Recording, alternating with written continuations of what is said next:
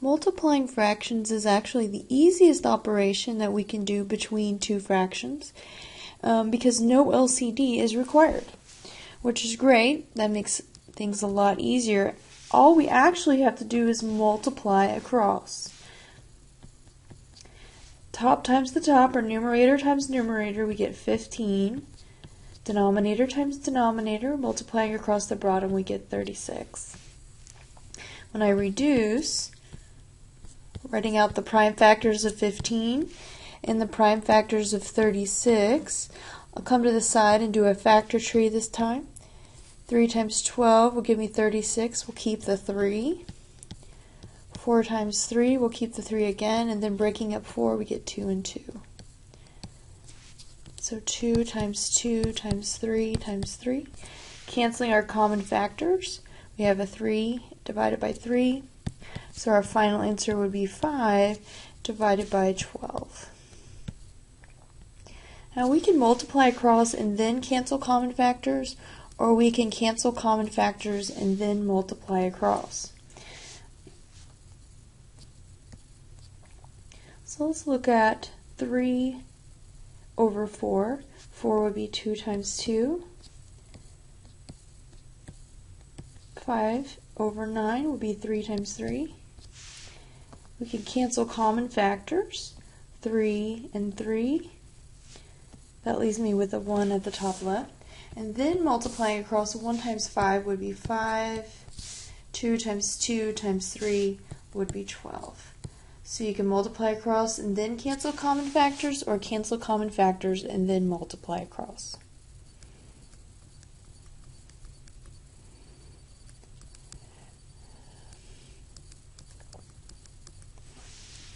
Is this logical? Is it logical to be able to multiply across and not have to find an LCD and come across with the answer that we would expect? So let's look at an example. Let's say that we have 4 divided by 2, or 4 multiplied by 1/2. When we multiply by half, we actually are dividing by 2. It's the same idea, or halving something. So I have 4 circles here. If I half this, we end up with, of course, 2. But halving something is the same thing as multiplying by 1/2. So if I half 4, or 1/2 times 4, let's think about this as 4 over 1. Top times the top, bottom times the bottom, 4 divided by 2 is once again 2. So it does make sense that if I multiply the fractions across, I get an answer that I would expect. Let's look at another example. Let's say that you're going to make a recipe that makes 2 loaves of bread, but you only really want to make 1 loaf of bread. And you have to half the recipe in order to make just 1 loaf of bread. The original recipe, let's say it calls for 2/3 of a cup of milk, but you really want to only use half of that to make the 1 loaf of bread. 2/3, our denominator is 3, so we'll break our circle into 3 parts, and we're going to shade 2 of those 3 parts. If you only want to make half of that, you want to use half of that, 2/3. If we half this, break it up into 2 equal parts here and take 1 of them, that would be 1/3. So taking half of 2/3 means I would multiply 2/3 by a half. And let's see if it gives us the same answer that we got over here when we logically deduce that 1/3 would be what I would use. 2 and 2, we can cancel out common factors there, multiply across, we get 1/3. So multiplying across does give us the answer that we would expect logically.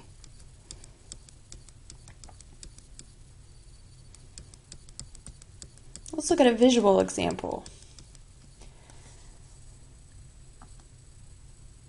Let's say that we want to take 2/3 of 1/4.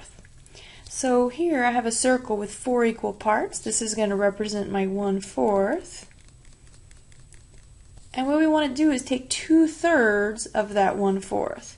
So we're going to take this 1/4 section here that I've shaded, we're going to break it up into 3 equal parts.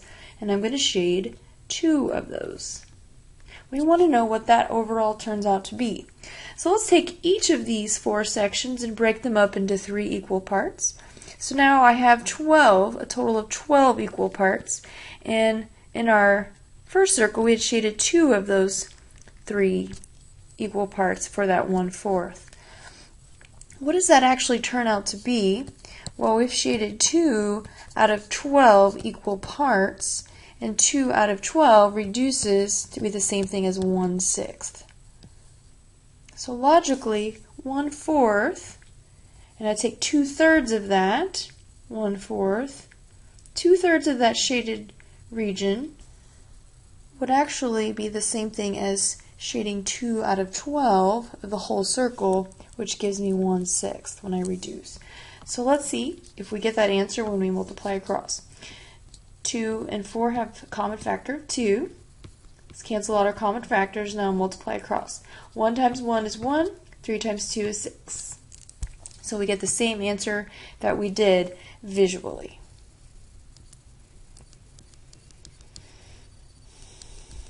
Now, without any visuals, let's multiply fractions. We want to multiply through 7 over 30 times 20 over 21. We can cancel common factors before we multiply across. Let's break 30 up into primes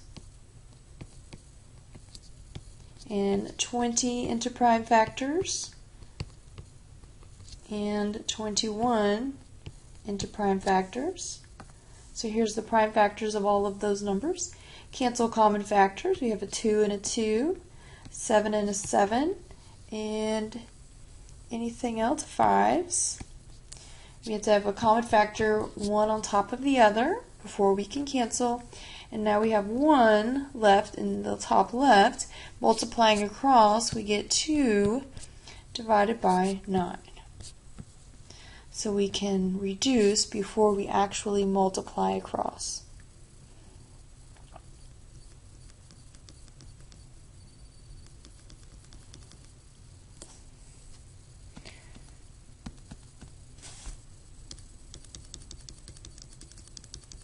In our next example, we have a negative times a positive, and we know that a negative times a positive will give us a negative result. We have no common factors between the top and the bottom of these fractions, so we'll just multiply across. 1 times 1 is 1, 5 times 6 is 30. We get negative 1 divided by 30, or negative 1/30.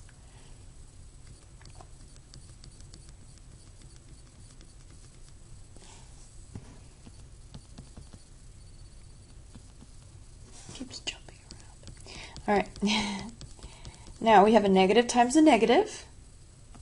And we know that a negative times a negative is a positive, so let's go ahead and put our positive there. We'll cancel some common factors.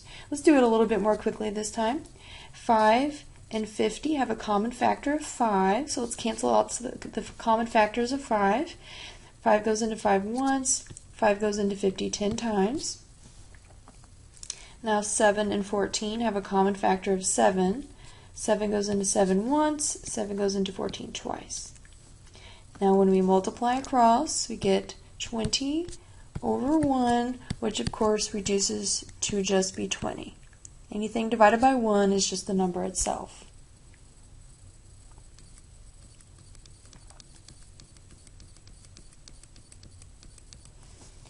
What if we have something that's a fraction that we multiply times something that does not look like a fraction?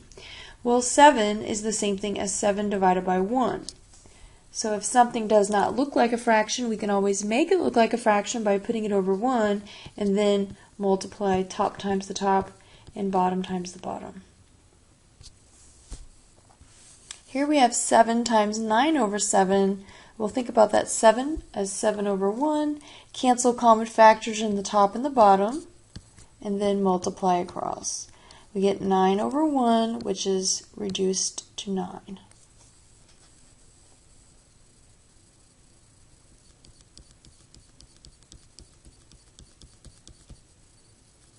Now what about dividing fractions? When we divide fractions, it's almost as easy as multiplying fractions, except we have one additional step. We need to flip the fraction that we are dividing by. So we keep the first fraction exactly the same. change from division to multiplication, and then flip the second fraction. Multiply across. 9 times 6 is 54, 7 times 5 is 35. No common factors in the top and the bottom, so we are reduced. This second part here is exactly the same thing as what we just did, except it's written a little bit different way. It's 6/7 divided by, so this is the same thing as saying divided by, 5 over 9. We do the same thing. We keep the first fraction the same. We change from division to multiplication, and we flip the fraction that we are dividing by.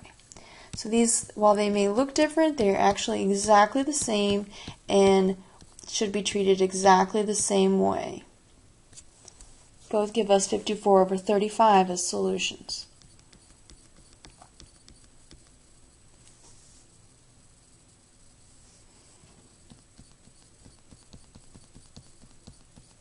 Our next problem is 1/2 divided by 3/4.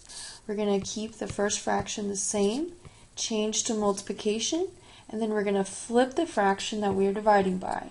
So instead of 3/4, now I'm going to have 4/3. We're going to cancel out our common factors and then multiply across. We get 2/3 as our final solution.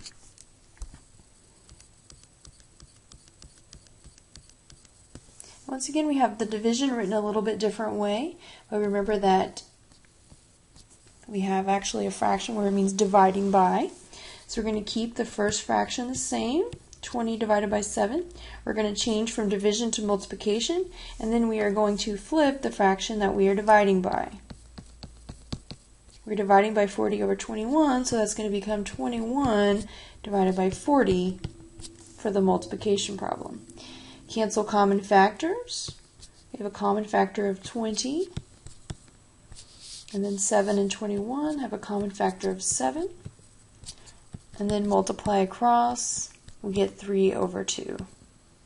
Cancel common factors, multiply across. So division is almost the same thing as multiplication, except we have to change the second fraction that we're dividing by. We have to flip it and change to multiplication.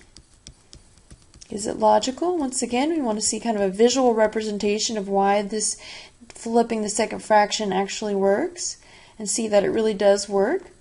So let's go back to how we divide by whole numbers. 12 divided by 3. What are we actually trying to figure out when we do 12 divided by 3? Well, what we can visualize it is 12 objects divided by 3 objects. We can say how many times does this group of 3 fit into the original group of 12. So here's a group of 3, here's a group of 3, another group of 3, and another group of 3. So this 3 fits into the group of 12 4 times.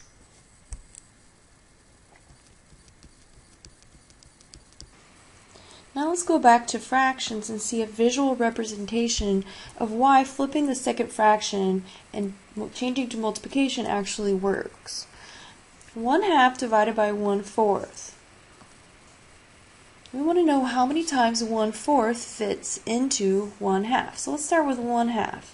1/2, we have a denominator of 2, so I broke this up into 2 equal parts, and I'm going to shade one of them. And then 1/4.